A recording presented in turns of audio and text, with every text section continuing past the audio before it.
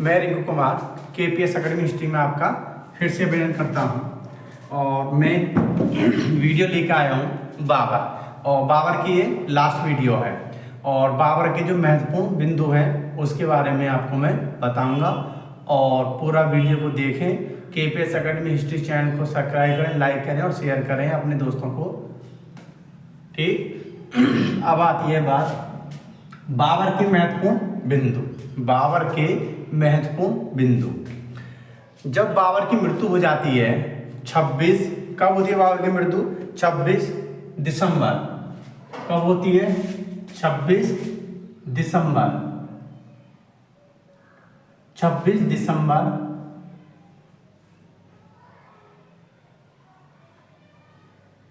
26 दिसंबर, ठीक, 26 दिसंबर 1530 ईस्वी में।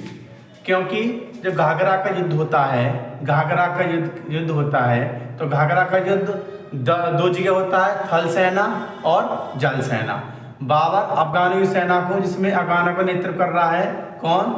जिसका नाम था महमूद लोदी। क्या नाम था उसका? महमूद लोदी। और एक गवर्नर था बिहार का, तैनात खां। एक संयुक्त सेना घाघरा युद्ध में लड़ती है, जल सेना भी इसकी हार जाती है और आपके थल सेना भी हार जाती है। महमूद लोदी भाग जाता है बिहार, और ये इसको बंदी बना लेता है जो गवर्नर रहता है तैनात खां, बाबर। तो उसी के बाद में भी, क्योंकि घाघरा का युद्ध हुआ था, ये घाघरा का युद्ध हुआ था, तो घाघरा नदी है बिहार में, उसके तट पर युद्ध हुआ था, जल में भी और थल में भी, मतलब जमीन स्तर से भी और उसमें भी, नावों के माध्यम से जल में भी। तो दोनों जगह हार जाता है। तो वहाँ पे अफगान जो लोग हैं वो सभी खत्म नहीं हो पाते हैं, तो वहाँ से कुछ सेना भाग जाती है। तो एक निर्णायक युद्ध नहीं बोला जाता, परंतु इस विजय को प्राप्त कर लेता है बाबर। तो बाबर युद्ध से प्राप्त करने के बाद में वहाँ से ही बाबर बीमार हो जाता है ज़्यादातर, क्योंकि जो बाबर का जो समय व्यतीत होता है, उसका जीवन काल है, वो ज़्यादातर युद्ध में होता है। क्योंकि वो जब से मुगल साम्राज्य का स्थापना करता है, मुगल वंश का साम्राज्य को बढ़ाता है, वो शुरू से आखिर तक युद्ध में बिजी रहता है। उसकी लाइफ पूरा जीवन काल युद्ध में ही बीतता है। तो उसका एक तो अंतिम युद्ध था घाघरा का युद्ध, उसके बाद में वहाँ से काफ़ी बीमार हो जाता है। अब बीमार होने के बाद में 26 दिसंबर 1530 ईस्वी में बाबर की मृत्यु हो जाती है। अब बात आती है कि बाबर के बारे में। अब बाबर के बारे में हुमायूंनामा, ठीक है, हुमायूंनामा एक किताब थी, और हुमायूंनामा जो किताब थी वो थी गुलबदन बेगम, जो हुमायूं की जो मतलब बाबर की बेटी होती है। और इसका मुगल साम्राज्य में, क्योंकि ये मुगल वंश की और मुगल साम्राज्य की एक लेखिका भी थी और राजकुमारी भी थी, अकबर की बुआ भी थी। और हुमायूंनामा जो पुस्तक लिखी थी वो अकबर के कहने पर लिखी थी। और इसका सबसे ज़्यादा सटीक मुगल साम्राज्य का जो वर्णन मिलता है वो हुमायूंनामा पुस्तक में मिलता है। तो हुमायूंनामा ही पुस्तक में गुलबदन बेगम ने लिखा था। इस पुस्तक में, हुमायूंनामा ही पुस्तक में गुलबदन बेगम ने लिखा था कि जो बाबर की जो मृत्यु हुई थी, जो महमूद लोदी की जो माँ थी, उसने बाबर को जहर दिया, और बाबर को जहर देने के बाद में हुमायूं बीमार पड़ा, और बीमार पड़ने के बाद में बाबर की मृत्यु हुई। मतलब सॉरी, हुमायूं नहीं, बाबर। क्योंकि हुमायूंनामा जो पुस्तक थी जो लिखी थी गुलबदन बेगम, ठीक है, किसे लिखी थी? हुमायूंनामा पुस्तक गुलबदन बेगम ने लिखी थी। और इसी हुमायूंनामा में ही गुलबदन ने लिखा है स्पष्ट कि जो बाबर की जो मृत्यु हुई थी वो महमूद लोदी की जो माँ थी, उसने बाबर को जहर दिया था, और जहर देने के बाद में बाबर की बीमार हुआ, और बीमार के बाद में बाबर की मृत्यु हो गई थी 26 दिसंबर 1530 ईस्वी में। इस पुस्तक में इसने गुलबदन बेगम ने लिखा है। एक बात और, बाबर का जो प्रसिद्ध वजीर था जिसका नाम था निजामुद्दीन खलीफा, ठीक है, बाबर का प्रसिद्ध जो वजीर था उसका नाम क्या था? निजामुद्दीन खलीफा। निजामुद्दीन खलीफा जब बाबर की मृत्यु हो जाती है, क्योंकि बाबर के अधिकतर अभियानों में निजामुद्दीन खलीफा का काफ़ी बड़ा सहयोग रहता है, और सहयोग के बाद में युद्ध में भी ये विजय प्राप्त करवाता है बाबर को। तो ये बाबर का सबसे प्रसिद्ध वजीर था निजामुद्दीन खलीफा। निजामुद्दीन खलीफा चाहता था कि बाबर का बहनोई मेहंदी ख्वाजा, क्योंकि बाबर का बहनोई था कौन, मेहंदी ख्वाजा, और मेहंदी ख्वाजा बाबर का प्रधानमंत्री भी था और बाबर का बहनोई भी था। जब बाबर की मृत्यु हो जाती है 26 दिसंबर 1530 ईस्वी में, तो ये जो खलीफा जो निजामुद्दीन खलीफा जो बाबर का वजीर होता है, ये चाहता है कि जो बाबर का बहनोई है वो बाबर की मृत्यु के बाद में राजगद्दी पर बैठे। कौन चाहता था, निजामुद्दीन खलीफा। जो निजामुद्दीन खलीफा चाहता था कि जो बाबर का बहनोई है, बाबर का बहनोई कौन था, मेहंदी ख्वाजा, ठीक है, मेहंदी ख्वाजा बाबर का बहनोई था। ये चाहता था निजामुद्दीन खलीफा कि बाबर का बहनोई मेहंदी ख्वाजा मुगल वंश और की राजगद्दी पर बैठे। इसे मृत्यु के बाद में वो मृत्यु हो गई थी, ये चाहता था। और फिर क्या होता है कि निजामुद्दीन खलीफा और मेहंदी ख्वाजा, ठीक है, निजामुद्दीन खलीफा और मेहंदी ख्वाजा की आपस में मतभेद हो जाता है। मतभेद होने के बाद में फिर ये मेहंदी ख्वाजा की सहायता नहीं करता और ये फिर किसको बना देता है, किसके सहयोग से, ये हुमायूं को राजगद्दी पर बैठा देता है, जो बाबर का पुत्र था। कब बैठाता है, 30 दिसंबर 1530 ईस्वी में। कब बैठाता है, 30 दिसंबर 1530 ईस्वी में ये राजगद्दी पर किसको बैठा देता, हुमायूं। किसको, हुमायूं को। अब आता है कि बाबर की जो आत्मकथा थी, ठीक है, बाबर की आत्मकथा थी तुजुक ए बाबरी, और किस भाषा में थी, तुर्की भाषा में। बात ध्यान रखना, क्योंकि मुख्य बिंदु हैं बाबर के और ये अक्सर एग्जाम में क्वेश्चन पूछे जाते हैं, इसलिए मैंने वीडियो बनाई है। कि एक तो बाबर का वजीर कौन है, निजामुद्दीन खलीफा, ठीक है। वजीर कौन है, वजीर वही प्रधानमंत्री होते थे, कौन है, निजामुद्दीन खलीफा। और हुमायूं नामक पुस्तक किसने लिखी थी, ये गुलबदन बेगम ने लिखी थी, जो बाबर की लड़की थी। और हुमायूं नामा में गुलबदन ने लिखा है कि हुमायूं की जो मृत्यु हुई थी बीमारी कारण नहीं, जो महमूद लोदी था उसकी मां ने बाबर को जहर दिया था, जिसके कारण हुमायूं की मृत्यु हुई थी 26 दिसंबर 1530 ईस्वी में, ठीक है। तो ये हो गया। और उसके बाद में बाबर का बहनोई कौन है, मेहंदी ख्वाजा।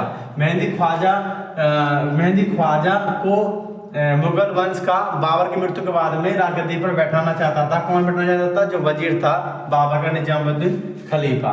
और उसके बाद में दोनों मतभेद हो जाता है। मतभेद होने के कारण ये फिर किसको राजगद्दी पर बैठा देता है, हुमायूं को। कब, 26 दिसंबर 1530 में इसकी मृत्यु होती है, तो ये बैठाता है 30 दिसंबर 1530 ईस्वी को। कब बैठा देता है, 30 दिसंबर 1530 ईस्वी को गद्दी पर बैठाता है। कौन, वजीर बैठाता है निजामुद्दीन खलीफा। किसको, हुमायूं को, ठीक है। और पुत्र किसका होता है, ये बाबर का, ठीक है। आप इसको तो पता ही है, पुत्र होता है बाबर को। पहले क्या था कि निजामुद्दीन खलीफा पहले मेहंदी ख्वाजा को मुगल साम्राज्य गद्दी पर बैठाना चाहता है, और इसने भी कहा था कि जो राजगद्दी पर बैठेगा मुगल के पे, वो मेहंदी ख्वाजा बैठेगा, उसके बाद में कोई नहीं बैठेगा। इसलिए इसके साथ में मतभेद होगा। मतभेद होने के बाद में फिर 30 दिसंबर 1530 ईस्वी को इस वजीर ने किसको राजगद्दी पर बैठा दिया था, हुमायूं को, ठीक है। ये बात अलग है। और बाबर की जो आत्मकथा थी तुझे बाबरी, जो तुर्की भाषा में लिखी गई थी, और तुझे बाबरी का जो अनुवाद फारसी में अनुवाद किया था, ठीक है, तुझे बाबरी का प्रथम बार में फारसी में अनुवाद किया था, वो किया था पायन खान ने। और पायन खान किसके समकालीन था, बाबर के समकालीन था। किसके समकालीन, बाबर के, ठीक है। किसके समकालीन था, पायन खान बाबर के समकालीन था। इसने फारसी में अनुवाद किया था तुझे बाबरी, जो बाबर की आत्मकथा थी। और अकबर के समय में फारसी का अनुवाद किया था अब्दुल रहीम खान खाना। अकबर के समय में, ठीक है, फारसी में अनुवाद किसने करा था, अब्दुल रहीम खान खाना ने, ठीक है, ध्यान रखना, अब्दुल रहीम खान खाना ने। और तुझे बाबरी का अन्य नाम भी है, जिसको बाबर नुमा भी कहा जाता है, और वाकयात ए बाबरी के नाम से भी जाना जाता है, क्योंकि तुझे बाबरी एक नाम हो गया, बाबरनुमा दूसरा नाम हो गया, अन्य नाम वाकयात बाबरी तीसरा नाम हो गया। तो ये जो एग्जाम में जो मैंने पॉइंट बताए ये अक्सर एग्जाम में पूछ जाते हैं। अब देखो क्वेश्चन कि बाबर की मृत्यु कब हुई, तो 26 दिसंबर 1530 ईस्वी में ये क्वेश्चन बनता है। और बाबर का अंतिम युद्ध कौन सा था, घाघरा का युद्ध था 6 मई 1529 ईस्वी में हुआ था। 2 क्वेश्चन। उसके बाद में हुमायूं नामक पुस्तक किसने लिखी थी, गुलबदन बेगम ने लिखी थी। 4 क्वेश्चन। और चौथा, बाबर की जो मृत्यु जहर के कारण जो बताई है किस पुस्तक में लिखी, उसका वर्णन दिया है, तो किसमें, हुमायूं नामा में दिया है। किसने दिया है, गुलबदन बेगम ने कहा है उसमें। ठीक है। 6 क्वेश्चन। बाबर का प्रसिद्ध वजीर कौन था, निजामुद्दीन खलीफा। ठीक। 7 क्वेश्चन। बाबर का बहनोई कौन था, मेहंदी ख्वाजा। मेहंदी ख्वाजा निजामुद्दीन खलीफा मेहंदी ख्वाजा को मुगल वंश के गद्दी पर बैठ, मुगल साम्राज्य पर, मतलब मुगल जब मृत्यु हो जाती है तो बाबर की, तो बाबर के बाद में राजगद्दी पर बैठाने के लिए मेहंदी ख्वाजा जो बाबर का बहनोई था उसके लिए कहता है, कौन, निजामुद्दीन खलीफा जो वजीर था। और आपस में इनमें मतभेद हो जाता है। मतभेद होने के बाद में फिर ये राजगद्दी पर नहीं बैठाता, फिर राजगद्दी पर किसको बैठाता है, 30 दिसंबर 1530 ईस्वी को हुमायूं को राजगद्दी पर बैठाता है। ठीक है। 8 क्वेश्चन। और बाबर की आत्मकथा कौन सी है, तुझे बाबरी, कौन सी भाषा में, तुर्की भाषा में। ठीक। और तुझे बाबरी का फारसी में अनुवाद सर्वप्रथम किसने करवाया था, तो पायन खान ने। पायन खान किसके समय कालीन था, बाबर के समय कालीन था। उसके बाद में अकबर के समय में भी फारसी अनुवाद हुआ था, किसने करा था, अब्दुल रहीम खान खाना ने। उसके बाद में तुझे बाबरी का अन्य नाम भी है जिसका नाम बाबरनुमा भी है और वाकयात बाबरी भी है। तो ये क्वेश्चन यहाँ से पूछे जाते हैं। 8-10 से कम 10-12 क्वेश्चन है, इसलिए जो बाबर के महत्वपूर्ण बिंदु हैं वो आपके इस वीडियो के माध्यम से मैं आपको बता रहा हूँ। और कुछ और महत्वपूर्ण पहलू हैं, क्योंकि अंग्रेजी में ही अनुवाद, क्योंकि सर्वप्रथम फारसी में अनुवाद समयकालीन किया था बाबर के में, बाबर जब जिंदा था उसी समयकालीन ही पायन खान ने, बाबर का समयकालीन था, इसने फारसी में अनुवाद किया था। फिर अकबर के समय में फारसी अनुवाद अब्दुल रहीम खान खाना करते हैं। उसके बाद में इसके अन्य नाम भी बाबर तुझे बाबरी जो तुर्की भाषा में लिखी उसका नाम भी है बाबरनुमा तथा वाकयात बाबरी। उसके बाद में फिर अंग्रेजी भाषा में भी इसका जो तुर्की संस्करण होता है, तुर्की भाषा संस्करण में होता है, उसका अनुवाद होता है अंग्रेजी भाषा में, उसके बारे में भी किसने किया था उसके बारे में मैं आपको बताता हूँ।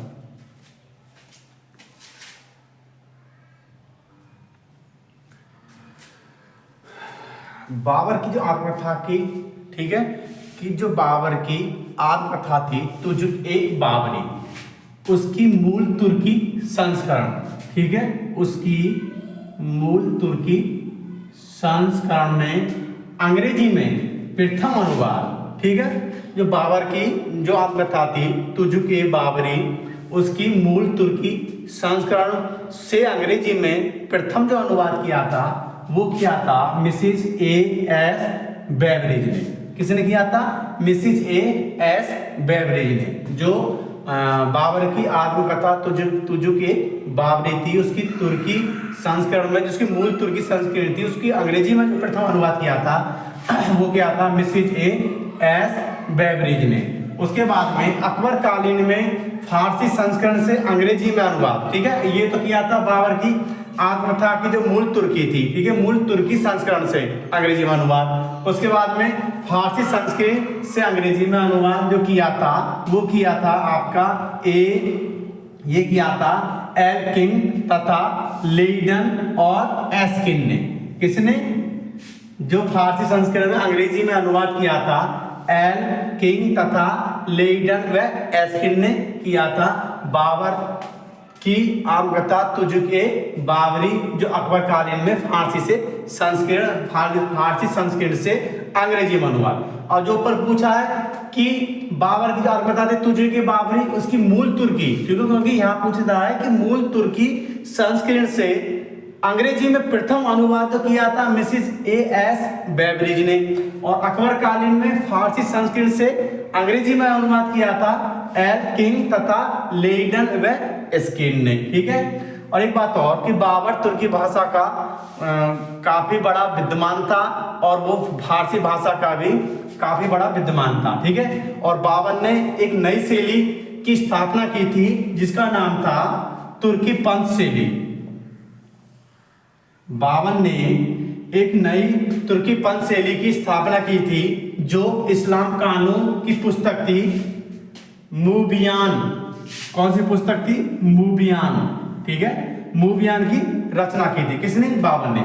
बाबर तुर्की भाषा का काफी बड़ा विद्वान था, क्योंकि तुर्की भाषा में तुझे की बाबरी आत्मकथा लिखी थी और ये काफी तुर्की भाषा का बहुत बड़ा विद्वान था। साथ के साथ ये फारसी भाषा का भी विद्वान था। इसने तुर्की भाषा में एक पुस्तक और लिखी थी जो इस्लाम कानून की पुस्तक थी, जिसका नाम था मूबियान। ठीक है, रचना की थी और एक नई शैली की स्थापना की थी, तुर्की पंथ शैली। ठीक है, कौन सी? तुर्की पंथ शैली। उसके बाद में बाबर ने एक शैली में रिसालत ए उसज, ठीक है, एक शैली में रिसालत क्या?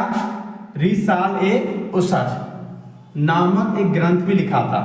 ठीक है, बाबर ने रिसाल ए उसद नामक एक ग्रंथ भी लिखा था, उसकी रचना की थी, जिसे हम खत-ए बाबरी के संज्ञा के नाम से भी जाना जाता है। ठीक है, इसने एक शैली की स्थापना की थी जिसका नाम तुर्कपंथ शैली था, और उस तुर्कपंथ शैली में ही इस्लाम कानून की एक पुस्तक लिखी थी जिसका नाम था मूबियान की रचना की थी। उसके बाद में बाबर ने शैली में रिसालत ए उसद नामक ग्रंथ की रचना भी की थी, जिसको हमें खत-ए बाबरी की संज्ञा भी दी जाती है, खत-ए बाबरी की संज्ञा के नाम से भी जाना जाता है।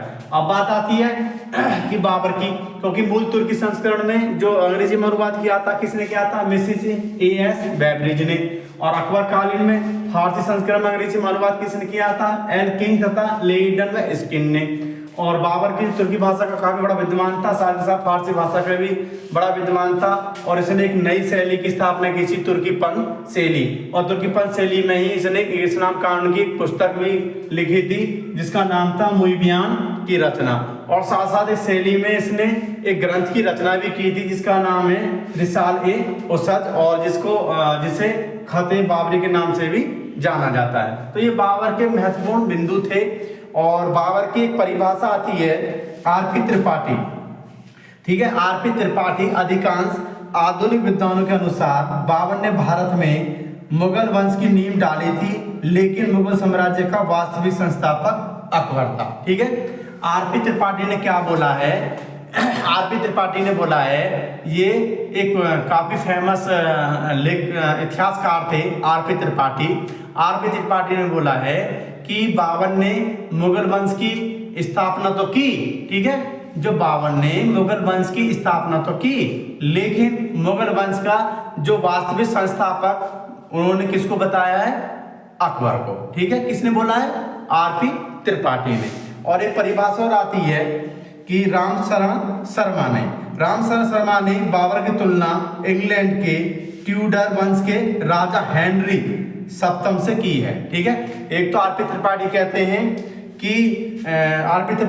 हैं अधिकांश जो आधुनिक विद्वान इसी बात को कहते हैं कि बाबर, ठीक है, कि बाबर ने भारत में मुगल वंश की नींव डाली थी, लेकिन मुगल साम्राज्य का जो वास्तविक संस्थापक था वो अकबर था, आर.पी. त्रिपाठी बोलते हैं।